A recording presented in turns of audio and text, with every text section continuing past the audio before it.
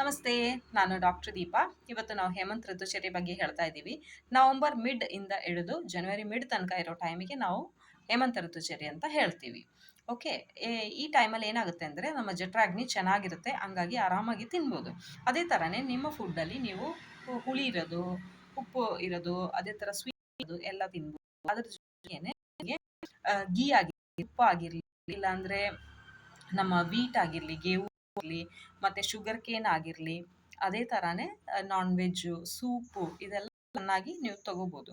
ಮತ್ತು ಹನಿ ಆಗಿರ್ಬೋದು, ಸ್ವಲ್ಪ ಏನಾದರೂ ಈಗ ಖೀರ್, ಪಾಯಸ ಎಲ್ಲ ಮಾಡ್ತಾರಲ್ಲ ಅದೇ ಥರದ್ದು ಎಲ್ಲ ನೀವು ಆರಾಮಾಗಿ ತಗೋಬೋದು. ಮತ್ತು ರಾತ್ರಿ ಜಾಸ್ತಿ ಇರುತ್ತೆ ಈ ಟೈಮಲ್ಲಿ, ಮತ್ತು ನಿಮಗೆ ಬಾಡಿಯಲ್ಲಿ ಅದೇ ಥರ ವಾತದೋಷ ಜಾಸ್ತಿ ಇರುತ್ತೆ. ಸೊ ನೀವು ಅಭ್ಯಂಗ ಅಂದರೆ ಆಯಿಲ್ ಅಪ್ಲಿಕೇಶನ್ ನೀವು ಮಾಡ್ಕೋಬೋದು, ಬಾಡಿಗೆ ಆಗಿರಲಿ, ತಲೆಗೆ ಆಗಿರಲಿ. ಮತ್ತು ಯಾವಾಗಲೂ ಫುಡ್ಡು ಬಿಸಿ ಇರೋದು ತಿನ್ನಬೇಕು. ಅದೇ ಥರನೇ ನೀವು ಕ್ಲೋತ್ಸ್ ಎಲ್ಲನೂ ಹಾಕೋವಾಗ ಸ್ವಲ್ಪ ಸ್ವೆಟರ್ ಥರ ಸ್ವಲ್ಪ ಹಾಕಿದರೆ ಒಳ್ಳೆಯದು. Thank you.